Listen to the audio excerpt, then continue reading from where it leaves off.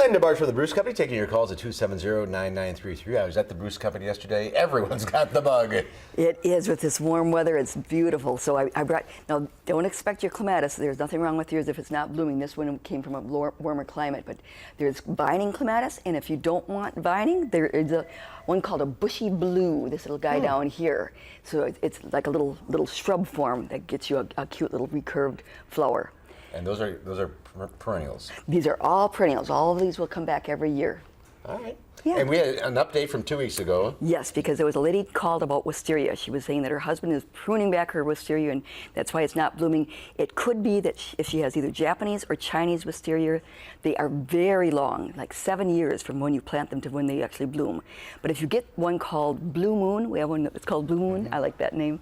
It's a Kentucky, and that one you prune in the autumn and then again in the spring back to about 4 or 5 inches, and then you will get flowers a little bit, probably 2 to 3 years from when you plant it. Figure out what kind she has. Yes, she does. All right, lots of call. Let's get to them. Cindy in Janesville, you're first. Go ahead. Hi, Linda. Hi there. And hi, Mark. Hi. My rhubarb leaves, they got holes in them. It's like some bugs are eating them. Okay. Well, if there's holes, that's entirely possible. I don't think that we've had really much of a killing frost after things leafed out. But as long as you are throwing, you aren't going to be eating the leaves. I wouldn't worry about it too much. Just harvest the stems and get rid of that. If you have a concern about the leaves and you aren't going to be harvesting, if it's, let's say it's a new planting, then you could use something like 7. That would probably help, and that would be compatible with edibles. All right, Barbara in Dane. Hi, what's your question? Hi, Linda. Hi, Mark. We have our garden in, and we have lots of brassicas, and we've grown brassicas here for years. Lots of cabbage, broccoli, cauliflower, kohlrabi, and I have, and even on the radishes, it's either a thrip or a flea beetle.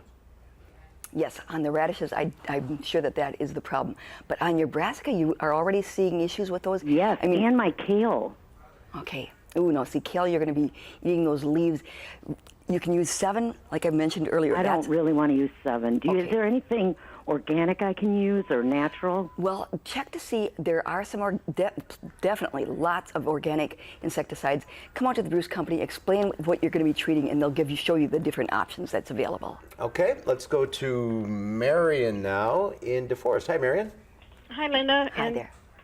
How are you? Good. What's your question? I just want to tell you that I split my African violets a few years ago, and I had all these little ones to plant and didn't want a bunch of pots, so I put them in a dish garden. Okay. It's about 14 inches across, and I just have beautiful violets out of it. It's only about 3 inches deep. That's a great idea. They like to be root bound, so they're probably not a deep pot. That's a wonderful idea. Thanks for the suggestion. Yes. Pass that along. All right, Richard in Cottage Grove. Hi, what's your question? My question is, I have a couple of fruit trees that got, they're about 2 years old. They got girdled by rabbits. Mm-hmm. Yes. And a couple of them actually leafed out and flowered, and I was wondering if they're worth saving or if the bark will come back. I'm really glad that you mentioned that, because I saw a number of flowering crab apples that I was watching. They've leafed out. Now that we're getting these warmer temperatures, that will be the test, because there's a certain amount of reserve that plant has, and once we get some heat, and 84 degrees, that's warm enough, it has to take up moisture from the roots, and as long as the rabbit didn't chew too deeply into the cambium, it may actually survive, so don't cut them down yet. Just hold on. Those rabbits. Okay, John in Beloit, what's your question? I got a question. All the grass this year, a lot of it turned brown, and I'm just trying to figure out what to do with it. Okay. From last year? Well, there were grasses in certain parts of people's lawns that it actually died out. So if you have any thatch or duff area that's not soil, strip that off, turn over the soil a little bit, scratch it up, and put down new seed. Because it's not going to grow? Not if it's brown at this point.